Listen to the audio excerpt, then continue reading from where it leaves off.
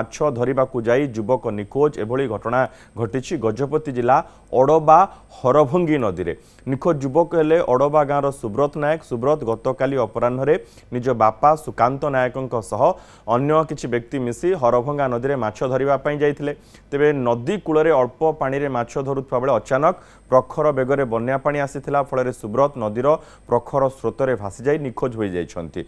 अन्य माने पहरी पहरी नदी कूल को आसीथिले। सुब्रत को ग्रामवासी और परिवार लोके खोजाखोजी करथिले मध्य कोनोसी संधान पाई नथिले। खबर पाई गतकाली संध्यारे मोहना अग्निशम बाहिनी पहुंची उद्धार कार्य जारी रखिछन्ति।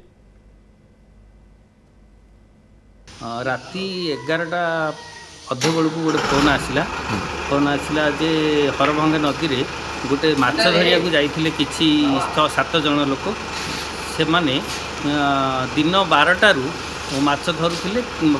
कौन कारण जड़े मिस हो खबर कले किंतु राति 11 संपर्क में अधिक सूचना सहित बाबुला सेठी आम प्रतिनिधि रही मोहनारू। बाबुला वर्तमान किछि संधान मिलानी कि नहीं?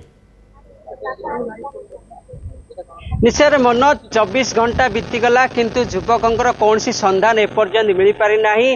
मोहना अग्निशम बाहिनी हरभंगी नदी में पहुंची गतकाली राति 11 ठारू वर्तमान सुधा विभिन्न स्थान रे विशेष करके मोटर बोट सहायतार बर्तमान खोजाखोजी जारी रखिंट।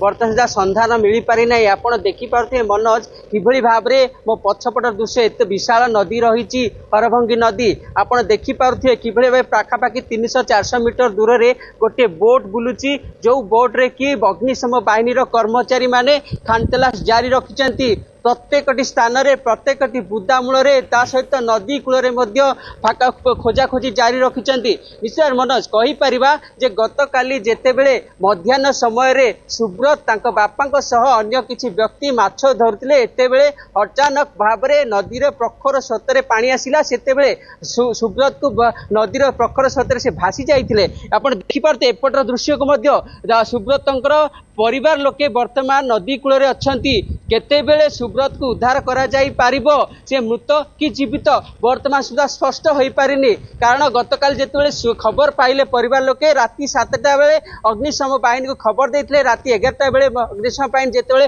खबर पाइबा परे घटनास्थल को आसीथिले। एहा परे आज सकाळे मोहना अड़बा थाना रे मध्ये अभियोग करचंती परिवार लोके। पुलिस मध्ये खानतलाश जारी रखिचंती।